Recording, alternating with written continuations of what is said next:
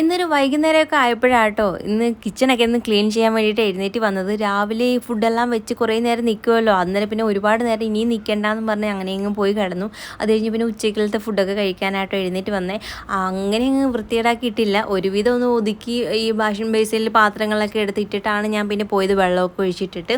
അങ്ങനെ പിന്നെ ഉച്ചക്കലത്തെ പാത്രവും പിന്നെ രാവിലത്തെ പാത്രങ്ങളൊക്കെ ഉണ്ടായിരുന്നു, കുറച്ചുണ്ടായിരുന്നു. അപ്പം പിന്നെ അതെല്ലാം ഒന്ന് വന്ന് കഴുകിയൊക്കെ വെച്ചു. പിന്നെ അവിടെ ഒന്ന് രണ്ട് സാധനങ്ങളൊക്കെ കറി വെക്കാനൊക്കെ എടുത്തതിൻ്റെയൊക്കെ ഉപ്പും കുരുമുളക് ഒക്കെ കിടപ്പുണ്ടായിരുന്നു, അതെല്ലാം പിന്നെ എടുത്ത് അതായത് സ്ഥാനത്തേക്ക് വെച്ചു. പിന്നെ കുറേ പേര് നമ്മളോട് ചോദിച്ചിട്ടുണ്ടായിരുന്നു എനിക്കിപ്പോൾ എങ്ങനെയുണ്ട്, വേദന കുറവുണ്ടോ ആ ഹോസ്പിറ്റലിൽ പോയിട്ട്. വേദന എനിക്ക് നല്ല രീതിയിൽ കുറവുണ്ടായിരുന്നു, പൂർണ്ണമായിട്ടങ്ങ് മാറിയെന്നായിരുന്നു കേട്ടോ വിചാരിച്ചിരുന്നത്. ഒരു 4-5 ദിവസം എനിക്ക് നല്ല പോലെ വേദനയേ ഇല്ലായിരുന്നു, ഒരു ബുദ്ധിമുട്ടോ അങ്ങനെ ഒന്നുമില്ലായിരുന്നു. 5ൻ്റെ രാത്രി ആയപ്പോഴത്തേക്ക് എനിക്ക് വേദന തുടങ്ങി. അത് തുടങ്ങിയതിന് ശേഷം എനിക്ക് പിന്നീടൊരു ബുദ്ധിമുട്ടായിട്ടൊക്കെ പിന്നീടും വന്നു, ബാക്ക് പെയിൻ നല്ല രീതിയിലുണ്ടായിരുന്നു.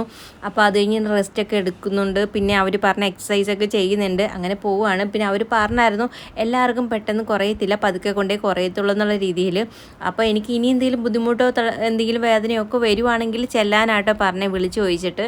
ഇനി ഞാൻ വിളിച്ച് ചോദിച്ചിട്ട് എന്തായാലും പോകുന്നില്ല. അപ്പോൾ 3 വട്ടം പോയി ചെയ്തു. നമ്മൾ ഇങ്ങനെ പിടിച്ചിടുക അല്ലേ അവർ ഡിസ്കൊക്കെ, അപ്പോൾ എനിക്കത് എപ്പോഴും നമ്മൾ പിടിച്ചിട്ടാൽ ശരിയാവുമോ എന്നൊക്കെയുള്ളൊരു തോന്നൽ എൻ്റെ മനസ്സിനകത്ത് അപ്പോഴും ഉണ്ടായിരുന്നു. അപ്പം 3 വട്ടം നമ്മളെന്തായാലും പോയി ചെയ്യാമെന്ന് വിചാരിച്ചിട്ടാണ്, അതോടെ മാറുന്നെങ്കിൽ മാറട്ടെ എന്ന് വിചാരിച്ചാണ്. പക്ഷേ എനിക്കെന്തോ ഇപ്പോഴും വേദനയുണ്ട്. കുറവുണ്ടോയെന്ന് ചോദിച്ചാൽ കുറവുണ്ടെന്നും പറയാം, വേദന ഉണ്ടെന്നും പറയാം. ഇടയ്ക്കിടയ്ക്ക് എനിക്ക് വേദന കൂടുകയും ചെയ്യുന്നുണ്ട്, അതുകൊണ്ട് എന്താണെന്ന് അറിയത്തില്ല. അപ്പോൾ അതിങ്ങനെ പോട്ടെ, ഇത് എന്നെയും കൊണ്ടേ പോകത്തുള്ളൂ എന്നാണ് എനിക്ക് തോന്നുന്നത് കേട്ടോ. കാരണം ഒരുപാട് പ്രാവശ്യം ഞാനിങ്ങനെ ഒത്തിരി അടുത്ത് ഇങ്ങനെ ഇതിന് വേണ്ടിയിട്ട് പോയി മരുന്ന് കഴിച്ചിട്ടുണ്ട്, എല്ലാ ഹോസ്പിറ്റലിലും പോയി കാണിച്ചിട്ടുണ്ട്, എന്നിട്ടൊന്നും ഒരു കുറവുമില്ല. എവിടെയെങ്കിലും പോകുമ്പോഴത്തേക്ക് പൂർണ്ണമായിട്ടങ്ങ് മാറട്ടെ എന്ന് വിചാരിച്ചാണ് പോയത്. പിന്നെ ഇതിപ്പം ഇന്നോ ഇന്നലെ തുടങ്ങിയോ അസുഖമല്ലല്ലോ, ഇപ്പോൾ 3-3.5 വർഷത്തിന് മുകളിലായി എനിക്കിത് ഈ ബാക്ക് പെയിനൊക്കെ തുടങ്ങിയിട്ട്.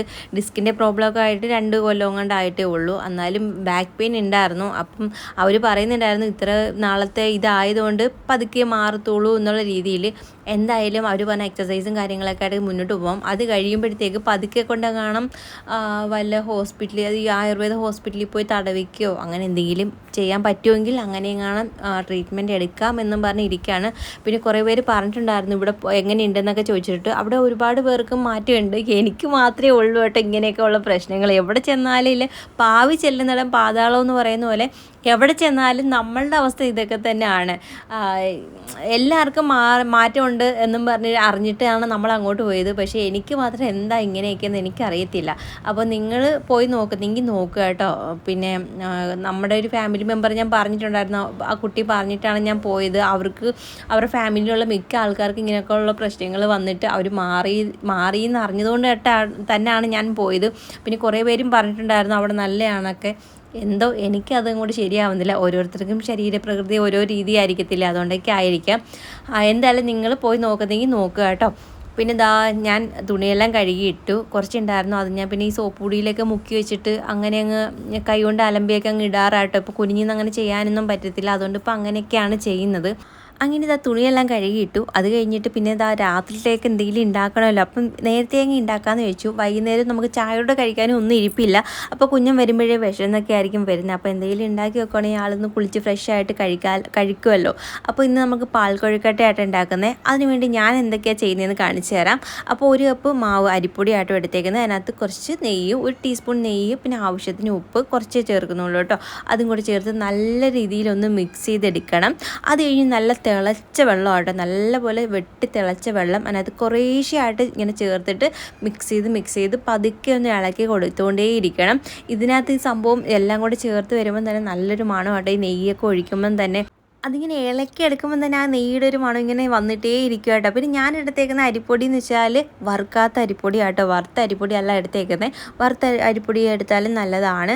അങ്ങനെ ഇത് കുറേശ്ശെയായിട്ട് നമ്മൾ വെള്ളം ചേർത്ത് കൊടുക്കുക. അന്നേരം നല്ല തിളച്ച വെള്ളം അതിൻ്റെ കുറേശ്ശെ അങ്ങനെ ചേർത്ത് കൊടുക്കുമ്പോഴത്തേക്ക് ഇത് ഒരുപാട് ലൂസ് ആവാതെ നോക്കണം കേട്ടോ. ഒരുപാട് അങ്ങ് ലൂസായി പോയാൽ പിന്നെ നമ്മൾ മാവ് ചേർക്കേണ്ടതായിട്ട് വരും. അപ്പം കുറേശ്ശെയായിട്ട് ഇങ്ങനെ ചേർത്ത് ഒഴിച്ചിട്ട് അതൊന്ന് ഇളക്കിയെടുക്കുമ്പോൾ അതിൻ്റെ ഒരു പരുവം നമുക്ക് അറിയാൻ പറ്റും. നല്ലപോലെ ഇച്ചിരി നല്ലപോലെ കണ്ട ഒരു വെള്ളം ഇച്ചിരി കൂടുതലുള്ളതായിട്ട് തോന്നിയെങ്കിലും പക്ഷേ നമ്മൾ ആ ഒരു തണുത്ത് കഴിയുമ്പോൾ പിന്നെ അത് കട്ടിയാവും. അപ്പോൾ ഇതാ ഈ ഒരു പരുവത്തിനാട്ടോ എടുക്കുന്നത്. ഇത് നമുക്ക് അറിയാൻ പറ്റും നല്ല രീതിയിൽ. കയ്യിലെടുക്കുമ്പോൾ ഇങ്ങനെ പിടിച്ച് നോക്കുമ്പോൾ നമ്മുടെ കയ്യിൽ ഒട്ടത്തില്ല കേട്ടോ.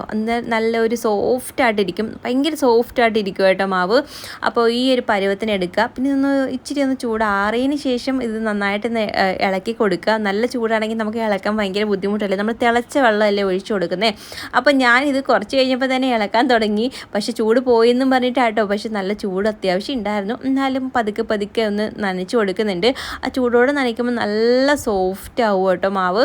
അപ്പോൾ നല്ല പോലെ പഞ്ഞി പോലെ ഇരിക്കുകയാണ് കേട്ടോ, നല്ല സോഫ്റ്റായിട്ട് ഇരിപ്പുണ്ട്. അങ്ങനെ ഇത് ആ ഒരു ചെറിയൊരു ഉരുളകളായിട്ട് ഇങ്ങനെ ആക്കി എടുക്കുന്നുണ്ട്. ഇത് ചെറുതായിട്ട് എടുക്കുന്നതാണ് നല്ലത്, വേവാൻ അന്നേരം പെട്ടെന്ന് വെന്ത് കിട്ടും. ഇച്ചിരി വലിപ്പം കൂടുന്നതനുസരിച്ച് വേവാനുള്ള താമസവും കൂടുതലായിട്ടോ. അപ്പം ഞാൻ ആദ്യം എടുത്തത് ഇച്ചിരി ഒന്ന് വലിപ്പം കൂടിപ്പോയി. അങ്ങനെ അവിടെ നിന്ന് കുറച്ച് ഉരുട്ടുമ്പോൾ നമ്മൾ ഒരുപാട് സമയം എടുക്കുമല്ലോ എന്ന് വിചാരിച്ചിട്ട് പിന്നെ ഞാൻ അങ്ങ് അവിടെ നിന്ന് എടുത്തുകൊണ്ട് പോയി അവിടെ പിന്നെ ഇരുന്നിട്ടാട്ടോ ചെയ്തത്. ഇരുന്നിട്ട് പിന്നെ പെട്ടെന്ന് എല്ലാം ഉരുട്ടിയെടുത്തു. അപ്പോൾ ആദ്യം ഉരുട്ടിയത് ഇച്ചിരി വലിപ്പം കൂടിയിൽ, പിന്നീട് ഉരുട്ടിയെടുത്തതൊക്കെ ഇച്ചിരി വലിപ്പം കുറച്ച് തന്നെ ആട്ടോ ഞാൻ എടുത്തത്.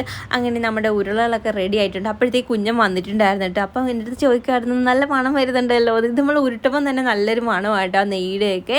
അപ്പോൾ എന്താ എല്ലാം ഉരുട്ടി എടുത്തിട്ടുണ്ട്. പിന്നെ ഇതിനകത്ത് ഞാൻ തേങ്ങാപ്പാലിന് പകരം ഇതിനകത്ത് മിൽക്ക് പൗഡർ ആട്ടോ ചേർത്ത് കൊടുക്കുന്നത്, കോക്കനട്ട് മിൽക്ക് പൗഡർ. എൻ്റെ കയ്യിൽ ഇരിപ്പുള്ളത് കൊണ്ട് അത് ഞാൻ ചേർത്ത് കൊടുക്കുകയാണ്. മറ്റേത് പാലൊക്കെ എടുക്കാൻ കുറേ സമയം എടുക്കും, എനിക്കതൊക്കെ മെനക്കെട്ട പരിപാടി ആയതുകൊണ്ട് ഞാൻ പിന്നെ ഇത് ചേർക്കും. പിന്നെ നമുക്ക് പശുവും പാൽ വേണമെങ്കിൽ അതും ചേർക്കാം.